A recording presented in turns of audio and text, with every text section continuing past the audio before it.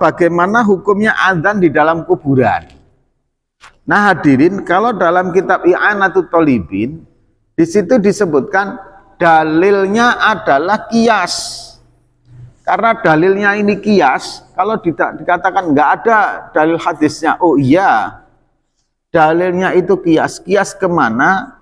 Kita ini kalau mau bepergian jauh gitu Pak, disunahkan untuk adzan.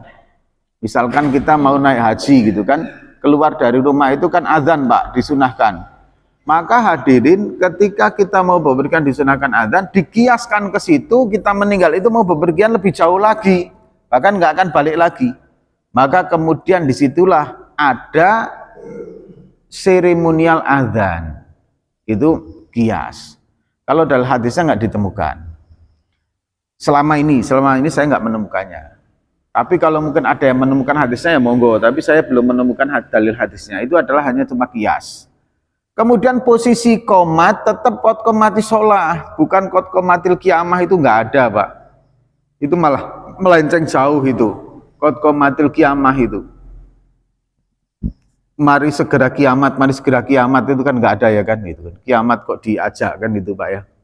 Tetap qad qomatis sholah. Jadi kalau Bapak nanti adzan dan iqomat di dalamnya tetap qad qomatis sholah, qad qomatis sholah, qad qomatis sholah. Jangan qad qomatil qiyamah.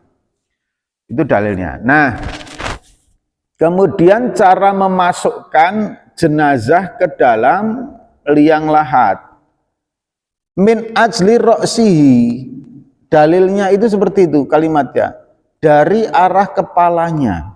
Nah, nya di situ itu dhamir jamak, dhamir mudzakkar, dhamir mudzakkar.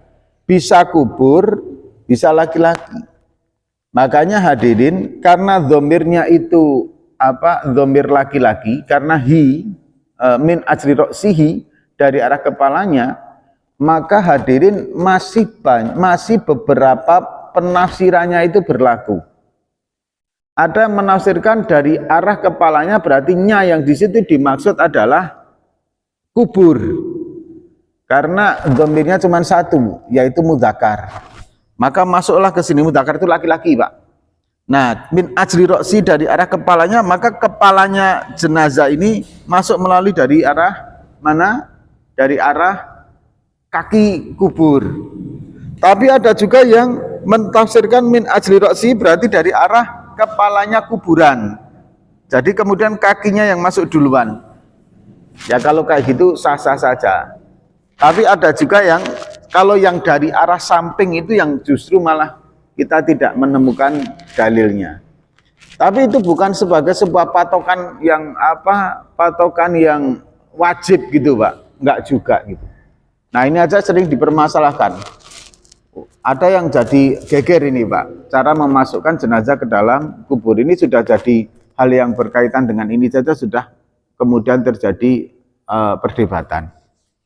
Bagaimana hukumnya talqin? Apakah talqin mayit sudah dikubur itu dapat dalil Pak Ustadz dari hadis atau apalah atau ulama yang muktabar? Hadirin yang dirahmati oleh Allah Subhanahu wa taala. Hadis tentang talqin atau perkara talqin di atas kubur itu dalilnya sahih Pak. Ada hadisnya panjang, bahkan kalimat talqin itu sendiri dalam hadis Sahih Bukhari itu, dalam hadis Muslim itu ada kalimat talqinnya itu Pak. Makanya kalau ada mengatakan talqin itu nggak ada dalilnya, saya nggak sepakat sama sekali, karena talqin itu ada dalilnya. Bahkan Imam Nawawi dalam sanad hadis talqin yang dilewatkan oleh Abi Umamah memang ada yang mengatakan dhaif, tapi dhaifnya itu disokong hadis yang lain yang tathbit, sehingga hadis-hadis yang lain itu yang berpendapat sahih seperti hadis wasiat Amr bin As dan lain sebagainya.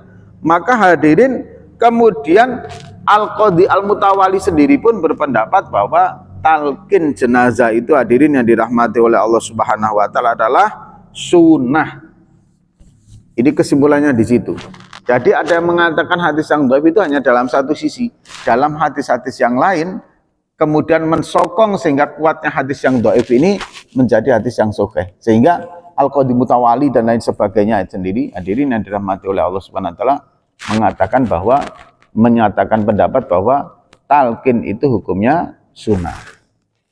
Makanya Bapak Ibu yang dirahmati oleh Allah Subhanahu wa taala, nanti kalau hal yang berkaitan dengan talqin mayit, monggo silahkan kalau mau dilakukan karena tetap hukumnya adalah sunnah.